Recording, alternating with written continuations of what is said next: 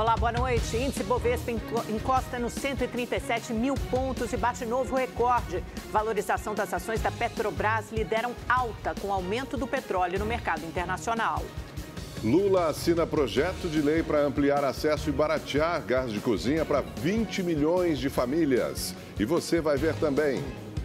Qualidade do ar é considerada insalubre em 8 estados e no Distrito Federal. Ministra do Meio Ambiente, Marina Silva, defende aumento de pena para quem provocar incêndios. E pelo menos 16 estados têm a pior seca em 44 anos. 15 alunos da USP que foram vítimas da ditadura militar recebem diplomas póstumos em formatura repleta de emoção. Agora no Rede TV News.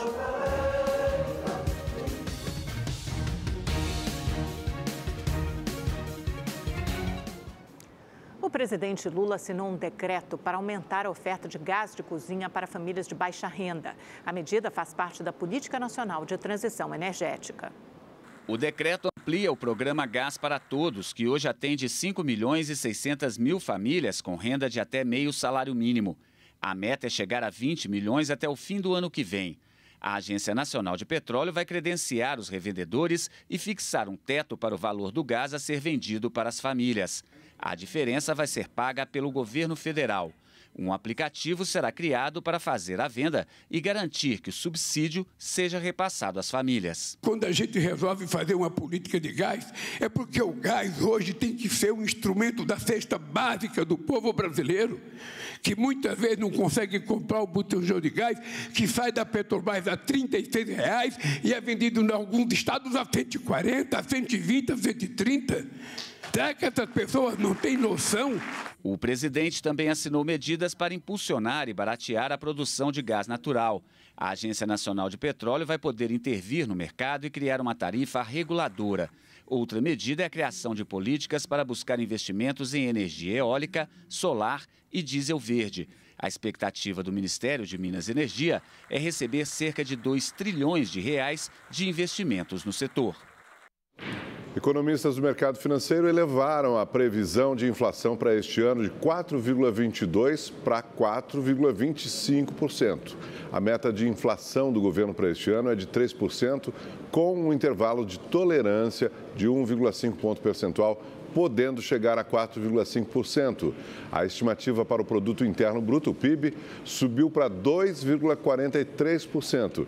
E a previsão para a taxa básica de juros, a Selic, permaneceu em 10,5%. Os dados são do boletim Focus, pesquisa divulgada toda semana pelo Banco Central. Termina amanhã o prazo para o estudante que quiser se inscrever no processo seletivo do FIES, o Fundo de Financiamento Estudantil. O programa financia cursos de graduação em instituições de educação superior privadas para alunos com renda familiar por pessoa de até 3 salários mínimos. O interessado precisa ter conseguido nota acima de 450 pontos no Enem e não ter tirado nota 0 na redação. A seleção é referente ao segundo semestre de 2024. O Ministério da Educação vai oferecer 70 mil vagas. A Polícia Militar do Rio de Janeiro apreendeu 1 tonelada de maconha em mais um dia de operações no Complexo da Maré, na zona norte da cidade. Desta vez, a droga estava escondida numa escola pública. O entorpecente foi encontrado em dutos de ar-condicionado do lado de fora do prédio da Escola Municipal Maria Amélia Castro Belfort. 250 tabletes de maconha, totalizando cerca de 1 tonelada da droga, descoberta por cães farejadores. O cão sinalizou próximo à escola que haveria droga dentro da escola, naquela localidade. Então os policiais viram, a mudança de comportamento do cão e adentraram na escola. Adentrando na escola, o cão sinalizou novamente próximo a um duto de ar. E os policiais, ao verificar esse duto de ar, encontraram. Este foi o 8º dia de operação no Complexo da Maré, na zona norte do Rio. As ações são para demolir imóveis irregulares erguidos pelo tráfico de drogas que atua na região. Segundo as investigações, as construções vêm sendo usadas para lavagem de dinheiro do crime organizado. Por causa da operação, 26 escolas suspenderam as aulas hoje. No Brasil, com os registros em alta, as denúncias de intolerância religiosa nos 6 primeiros meses do ano se aproximam do total de casos do ano passado. Armada, esta mulher tenta esfaquear o vizinho. O caso aconteceu na zona norte do Rio. O homem, que tem medo de se identificar, foi ferido no pé. O caso foi registrado pela polícia como briga de vizinhos, mas a vítima conta que desde que se mudou há 3 meses, sofre com as piadas e comentários da vizinha por ser do candomblé. Essa semana, ele decidiu romper o contrato de aluguel. Uma coisa triste, né? Porque a gente está aqui não para fazer o mal, para fazer o bem, para ajudar o próximo, entendeu? Estou até numa campanha de ajudar a sociedade do bairro onde eu moro. Só que, infelizmente, tem algumas pessoas que sempre vai criticar, né, a nossa religião, o nosso trabalho, o nosso convívio na sociedade. Segundo o Disque 100, canal de denúncias do Ministério dos Direitos Humanos, os casos de intolerância religiosa dispararam no primeiro semestre. Foram 1.227 registros, quase o dobro em relação aos primeiros 6 meses de 2023, e próximo ao total do ano passado. Entre as capitais, o Rio de Janeiro lidera o ranking, com 147 denúncias, seguido por São Paulo, Brasília, Salvador e Manaus. Segundo o Ministério dos Direitos Humanos, os seguidores de religiões de matriz africana, como a Umbanda e o Candomblé, estão entre as pessoas mais vulneráveis aos ataques. São agressões, ofensas e destruições de terreiros que atingem um grupo historicamente discriminado. A gente vive num país ainda que é racista, né? E o racismo ele é praticado de várias formas, entre elas naquela que a gente denomina de racismo religioso. O racismo religioso ele recai muito assertivamente sobre populações de matriz africana, porque na sua maioria, naquele que diz respeito aos adeptos, eles são pessoas negras ou pessoas que passam a se reconhecer como negras e, portanto, passam a reivindicar uma identidade e o direito de exercer uma religião. No ano passado, o presidente Luiz Inácio Lula da Silva sancionou a lei que equipara o crime de injúria racial ao de racismo. O texto também protege a liberdade religiosa e prevê penas de 2 a 5 anos de prisão para quem obstar, impedir ou empregar violência contra manifestações ou práticas religiosas. Mesmo assim, em Duque de Caxias, na Baixada Fluminense, câmeras de segurança flagraram um motorista por aplicativo que decidiu não fazer a viagem, ao ver que a família que ele deveria transportar vestia roupas do candomblé. No mês passado, em Maricá, na região metropolitana do Rio, a mãe de Santa Flávia do Oxum teve o terreiro onde trabalha atacado. Os criminosos depredaram e incendiaram o local. Todo mundo tem o direito de ir e vir, né? Então, fazer da sua vida o que quiser fazer. Dentro dos seus limites, é óbvio, né? Não desrespeitando a fé, a religião, o que o outro quer ser, a opinião do outro, né? E a gente não pode deixar que infelizes entre no nosso espaço, faça o que bem quiser e saia impune, né? 30 mandados de busca e apreensão foram cumpridos em uma operação que investiga supostos crimes de fraude a licitações que teriam ocorrido em 2018 na Secretaria de Infraestrutura, Cidades e Habitação do Estado. Um dos alvos é o ex-governador do Tocantins, Mauro Carlesse. No total, 100 agentes participaram da ação, que é a terceira no estado em 6 dias. Em nota, o ex-governador Mauro Carlesse afirmou que ficou sabendo pela imprensa que o processo licitatório começou no governo do outro ex-governador, Marcelo Miranda.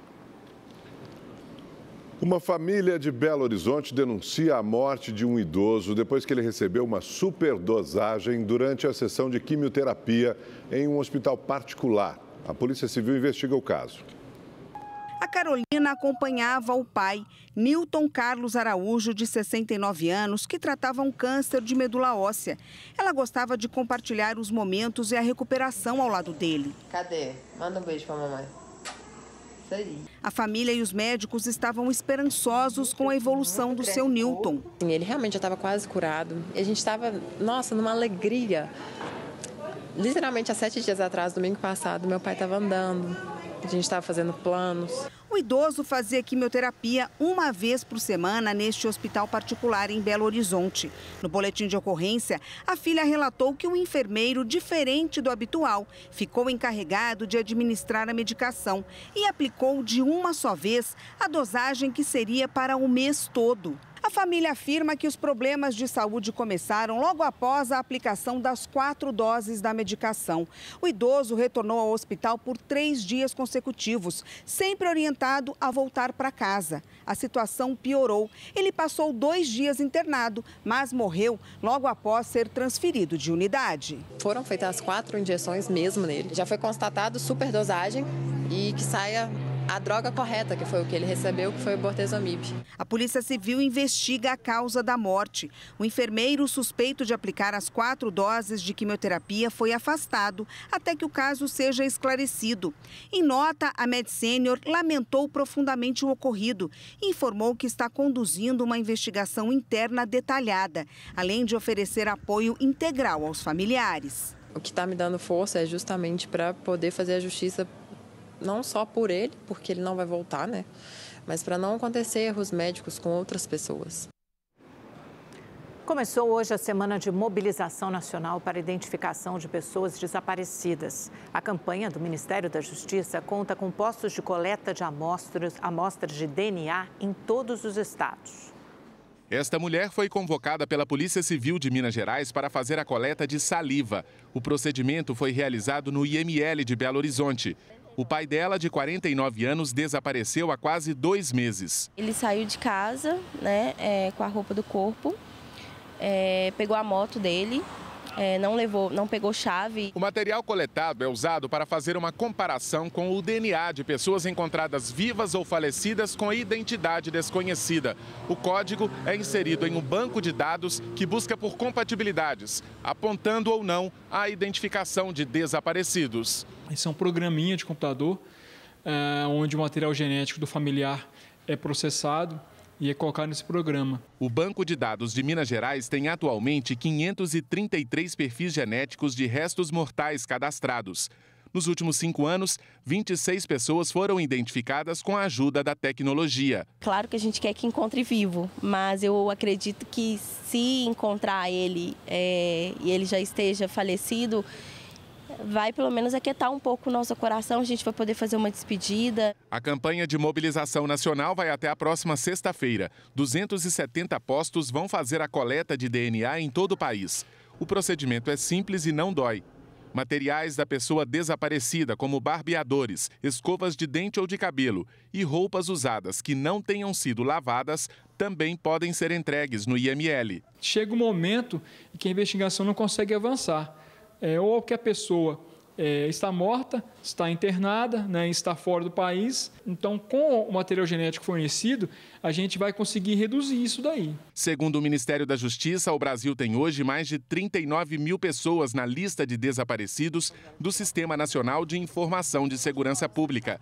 A média é de 216 casos por dia. O filho do seu Paulo desapareceu há 5 meses. Lucas de Souza Costa, de 29 anos, foi visto pela última vez caminhando pela BR-040 na Grande BH em direção ao Rio de Janeiro. O coração está moído, está partido, dá até tremedeira. A angústia é cada vez maior, mas ele não perde a esperança de reencontrar o filho. Se alguém vê ele aí, Deus abençoe, que ajuda, né?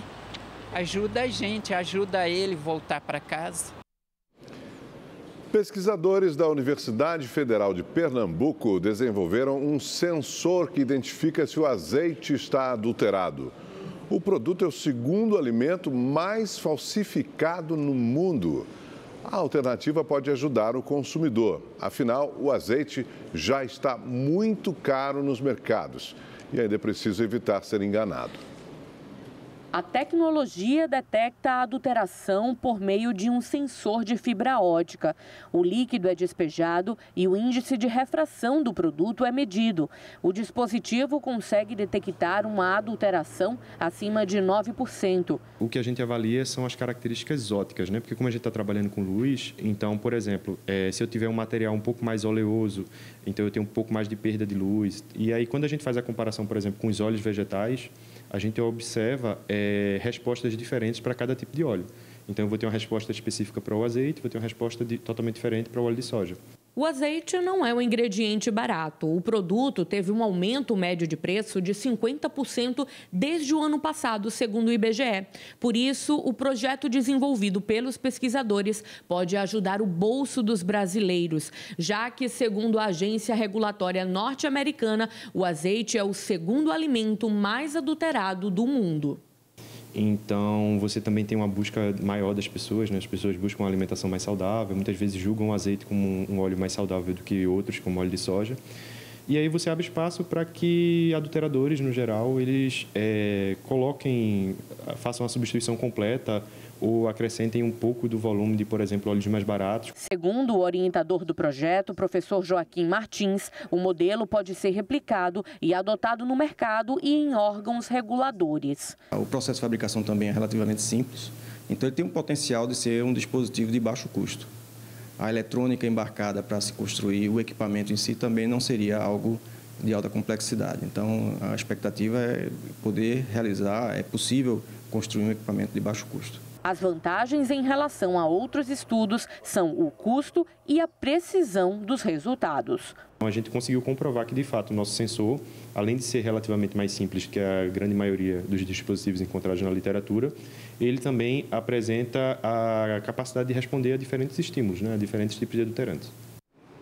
Quem costuma consumir laranja percebeu que o preço aumentou bastante nos últimos meses. E essa deve ser a pior safra da fruta no Brasil em 36 anos. Um dos fatores que pode explicar a crise é o clima seco. Quem veio nesta segunda no Mercadão da Lapa, na capital paulista, se assustou com o preço da laranja. R$20 a dúzia. Eu acho que está muito alto, viu? Porque é um produto que está dentro do nosso Brasil e que a gente tem da melhor qualidade. Aliás, tudo está caro, né? Não só a laranja, como outras frutas também. O Brasil é o maior produtor de laranja do mundo, mas um levantamento da Fundecitrus mostrou que a atual safra deverá ser de 232 milhões de caixas, uma queda de cerca de 25% em relação à última colheita. A gente vem num patamar de safra que não é muito alto. Historicamente, a gente chegou a produzir quase 400 milhões de caixas. Hoje a gente está com 232. Mas o que a gente está sentindo é o impacto dessa queda que nós estamos estimando que começa em junho e vai até o final do ano, até o início do ano que vem. O que explica essa baixa na safra são fatores climáticos, como as fortes ondas de calor e a estiagem, que tem impactado a produção aqui no estado de São Paulo. Outro fator importante é o greening, doença causada por uma bactéria que afeta todas as plantas cítricas. Então, se nós pegarmos o ano passado, no momento do florescimento da laranjeira, nós tivemos aqueles altos picos de temperatura, acima de 35 graus, e que aconteceram várias vezes durante o ano. O greening tem crescido no nosso parque citrícola, a gente também mede a evolução dessa doença no cinturão citrícola, e hoje a gente tem perto de 38% das árvores contaminadas. E a baixa oferta afetou também a exportação do suco de laranja. Segundo o último levantamento da Citrus BR, realizado em dezembro do ano passado, o volume da bebida em estoque era de quase 464 mil toneladas, o segundo pior da série histórica, iniciada em junho de 2011. E com o preço da fruta em alta, o jeito é mudar um pouco os hábitos. Falei assim, não, hoje não dá para levar, então preferi pegar outra fruta do que ela. E a gente troca por outra fruta, como por exemplo goiaba, né, que rende mais. E durante todo o dia, representantes do governo federal se reuniram em Brasília para tratar sobre as ações de combate aos incêndios florestais dos últimos dias. Na Câmara, o assunto também está em pauta. O repórter Igor Damasceno está ao vivo em Brasília e traz mais informações para a gente agora. Boa noite para você, Igor. Além dessa preocupação com o tempo seco, tem a preocupação com os incêndios criminosos, não é? Exatamente isso, Augusto. Boa noite a você, também a Amanda. Boa noite a todos que nos acompanham.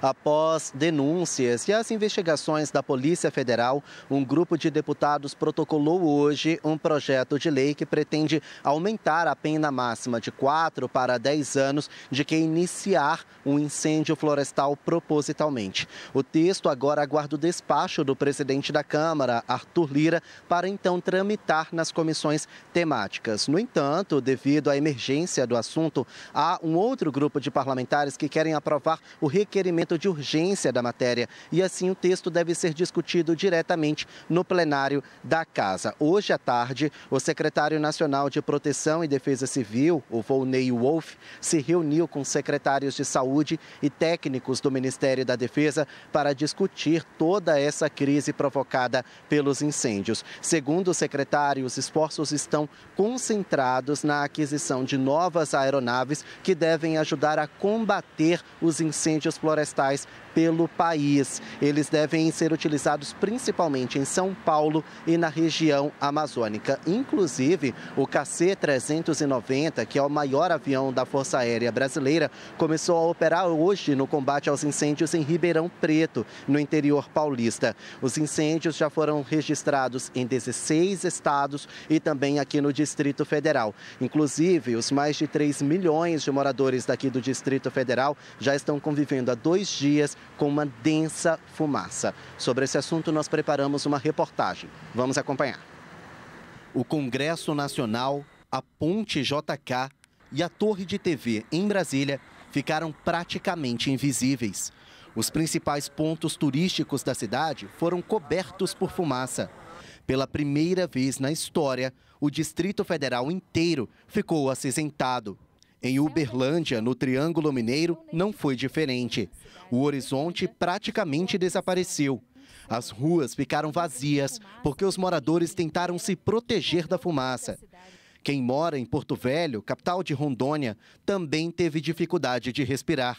Uma nuvem de fumaça tomou conta da cidade. Essas imagens foram feitas por um morador de Serranópolis, no interior de Goiás. O fogo destruiu um canavial. Se a gente não tivesse corrido logo aqui, a gente tinha se queimado aqui no fogo, galera. Mas nem todos tiveram tempo de se proteger. Helenildo da Silva, de 37 anos, morreu em um dos incêndios. Ele era funcionário de uma empresa de produção agrícola. Outros 3 trabalhadores ficaram feridos. Em Mato Grosso, mais uma vítima. Wellington Lopes dos Santos, de 39 anos. Ele era brigadista e lutava para controlar os incêndios no Parque Nacional do Xingu. Em nota, o IBAMA afirmou que o corpo dele foi encontrado a 1 quilômetro da linha de contenção do fogo. De acordo com o governo federal, a maior parte dos incêndios registrados em todo o país são criminosos. A Polícia Federal já abriu 31 inquéritos para identificar os responsáveis nos estados de São Paulo e Goiás, além da região amazônica. Aqui no Distrito Federal, o Corpo de Bombeiros já contabilizou 200 ocorrências de incêndios florestais só no fim de semana. Está dentro de uma normalidade prevista, isso, às vezes os números podem chocar algumas pessoas, mas para a gente da corporação, a gente já trabalha com essa perspectiva, né? Então, houve uma mudança na condição do regime dos ventos mesmo e que veio pairar toda essa fumaça aqui em cima do Distrito Federal. A gente espera que até o final de semana essa situação volte à normalidade visual do céu. Com a crise, o presidente Lula, o diretor-geral da Polícia Federal e a ministra do Meio Ambiente foram até o Centro Nacional de Prevenção e Combate aos Incêndios Florestais para acompanhar as ações das forças de segurança. E para essa apuração, é importante que se diga, nós utilizamos também os sistemas de satélites que o Ministério da Justiça disponibiliza à Polícia Federal e a centenas de outras agências, para que a gente consiga, a partir dessas imagens, retroceder no tempo, poder identificar o ponto inicial desses incêndios e, com isso, ter mais clareza naquilo que aconteceu. Você começa a ter, em uma semana, praticamente em 2 dias, vários municípios queimando ao mesmo tempo, e isso não faz parte da nossa curva de experiência na nossa trajetória de tantos anos de abordagem do fogo. Do mesmo jeito que nós tivemos o Dia do Fogo, há uma forte suspeita que agora esteja acontecendo de novo. Como você viu na reportagem, a névoa provocada pelas queimadas encobre o céu de Brasília e esse tempo prejudica muito a saúde da população. Se tá difícil enxergar, imagina respirar. A fumaça das queimadas paira sobre Brasília há 2 dias. No domingo, foi o momento mais crítico. A qualidade do ar foi considerada péssima, sendo extremamente prejudicial à saúde. Hoje, o dia já amanheceu cheio de fumaça e os monumentos da capital ficaram encobertos. Segundo o Instituto Brasília Ambiental, houve uma leve melhora na qualidade do ar, mas a situação ainda é delicada. Há mais de 4 meses não chove aqui no Distrito Federal. Isso por si só já exige cuidados redobrados com a saúde. Agora, com essa camada de fumaça cobrindo toda a cidade, os riscos cardiorrespiratórios são ainda maiores e a população sofre. Especialistas dão algumas dicas para reduzir os efeitos. É importante em períodos como esse que as pessoas se hidratem bem, tomem bastante líquidos. Você pode utilizar algum filtro respiratório, aquelas máscaras que as pessoas usaram com tanta frequência na época da pandemia, ou um lenço ao redor do nariz e da boca. As pessoas que moram em regiões que essa fuligem está muito presente, elas de preferência devem fechar portas e janelas quando elas percebem que a circulação desse material está aumentada. No caso de sentirem algum tipo de anormalidade, procurar atendimento médico. O governador Ibanez Rocha suspendeu as atividades nos Centros Olímpicos e Paralímpicos, mas manteve normalmente as aulas nas escolas públicas do Distrito Federal. Nossa, assim, bem ruim, porque eu tenho asma, né? É muito ruim para poder vir andando assim para a escola. E hoje mesmo desmaiaram do meu lado, no ônibus, porque estava muito calor. Eu sinto um cansaço extremo, né? Uma falta de ar, no caso. E há o tempo muito seco e essa fumaça prejudica muito, né? É necessário que o Estado dê algumas respostas. Ele precisa dizer se a gente está em estágio de atenção, estágio de alerta ou estágio de emergência. Não é? Isso vai de acordo com a monitorização da poluição. Não é? Então, qual é a situação do nosso ar? Nós estamos com ar muito ruim, nós estamos numa situação que está voltando à normalidade. E o Centro de Gerenciamento de Emergências da Defesa Civil de São Paulo mantém 48 municípios do estado em alerta máximo para incêndios. Ao vivo da capital paulista, vamos conversar com o repórter David Diogo, que traz mais detalhes para a gente. Boa noite para você, David. Como é que está a situação hoje?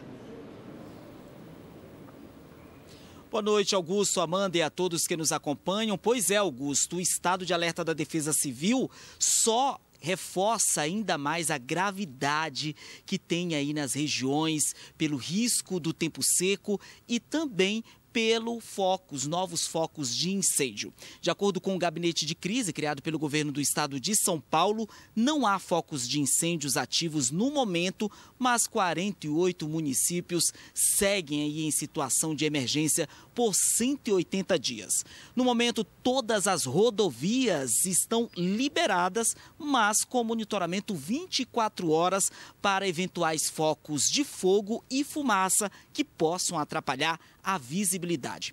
No fim de semana, ao menos 2 pessoas morreram ao tentarem ali apagar um incêndio em uma usina e 66 pessoas ficaram feridas. Vamos lembrar aqui que a Polícia Civil intensificou as investigações contra as ações criminosas em todo o estado. Hoje, um balanço preliminar feito pela Organização das Associações de Produtores de Cana-de-Açúcar mostra que quase 60 hectares, 1.000 hectares, quase 60 mil hectares foram aí tomadas pelo fogo da produção de cana-de-açúcar, um prejuízo de 350 milhões de reais. Amanda. Não, uma loucura, David. Obrigada. E mais de R$1 bilhão estimados em prejuízo em todo o estado de São Paulo, só nesses últimos dias. E em Rondônia, agentes do IBAMA atuam no combate às chamas na fronteira com a Bolívia.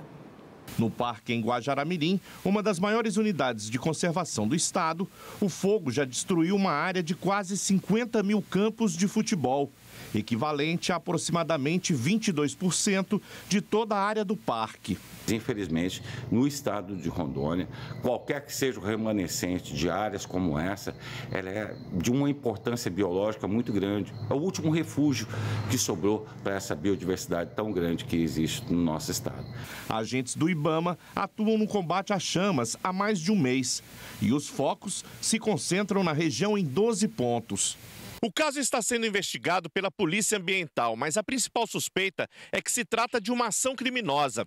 Garrafas de combustíveis foram encontradas pelos agentes próximas aos focos de incêndio, além de armadilhas que estão espalhadas pelo parque. E nós verificamos que, diante da característica do combate que está sendo efetuado, uma vez que os brigadistas combatem, logo em seguida viram as costas, quando vem o incêndio está novamente estabelecido e, pior, com vestígios de combustível. A falta de infraestrutura no combate ao incêndio dificulta o trabalho.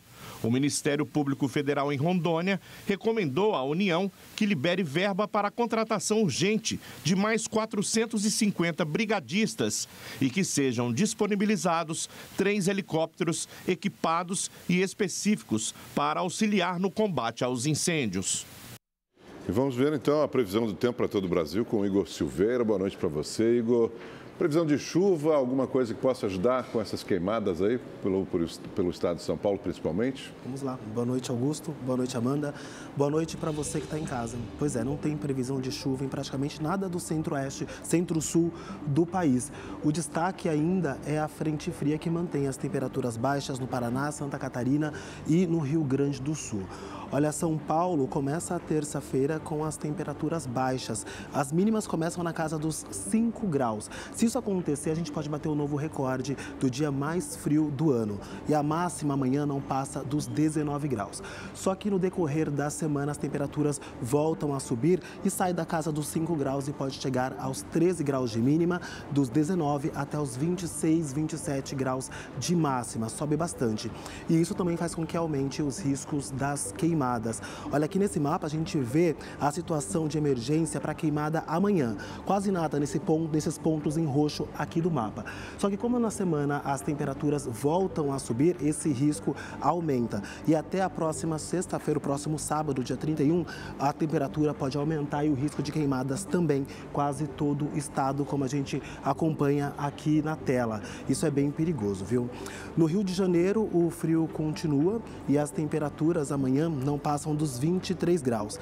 Belo Horizonte, 26 graus de máxima e Vitória, no Espírito Santo, 23 graus com previsão de chuva em pontos isolados. No interior nordestino, o sol aparece, mas por causa de uma brisa marítima, tem previsão de chuva em praticamente todo o litoral. Na região norte, o tempo segue instável, em pontos do Amazonas e também em Roraima. Só que as temperaturas por lá também ficam acima dos 30 graus. Olha só, 36 graus amanhã em Manaus. No centro-oeste, tempo seco e quente e com os termômetros marcando 34 graus de máxima amanhã. Boa noite para todo mundo. Amanda, Augusto.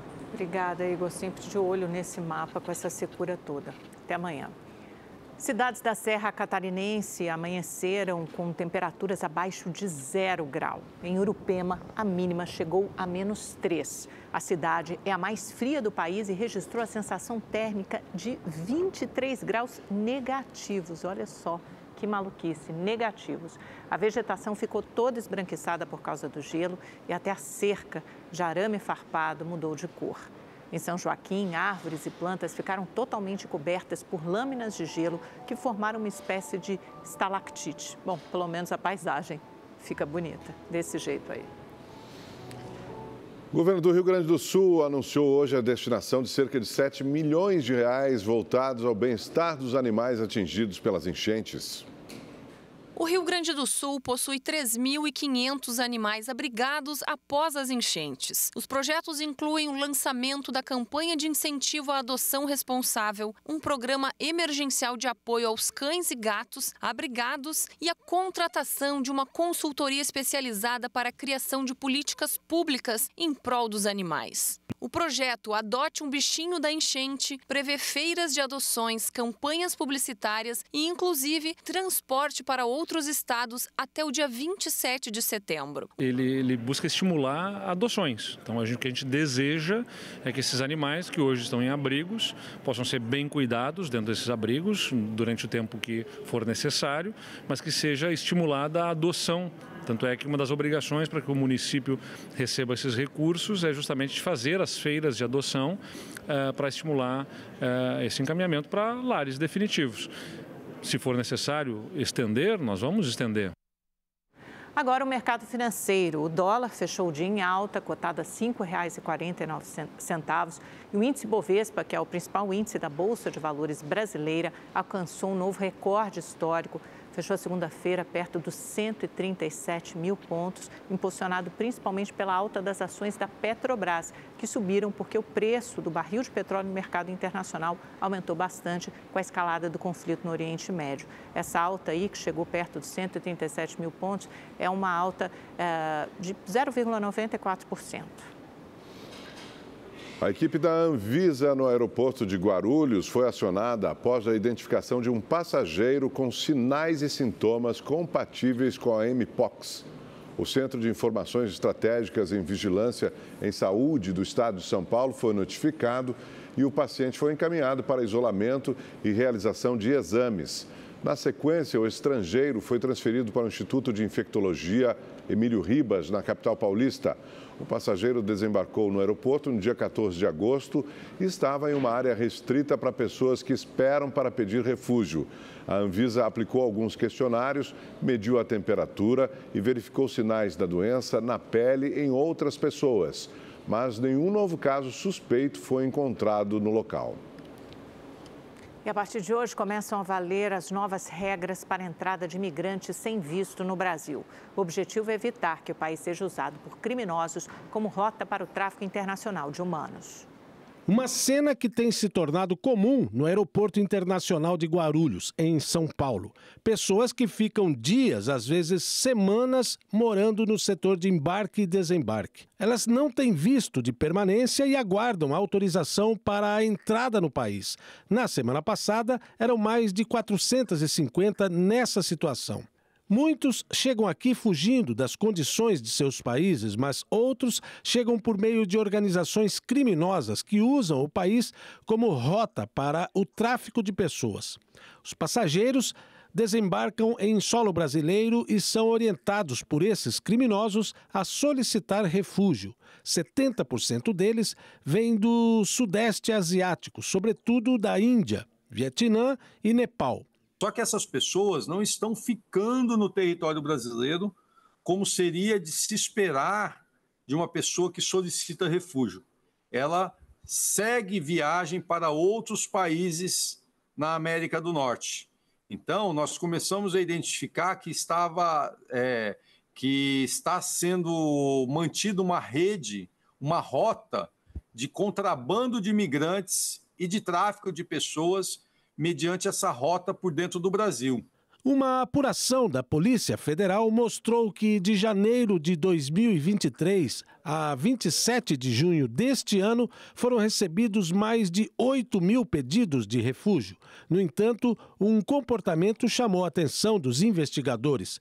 Desse montante, apenas 117 pessoas solicitaram o Registro Nacional Migratório.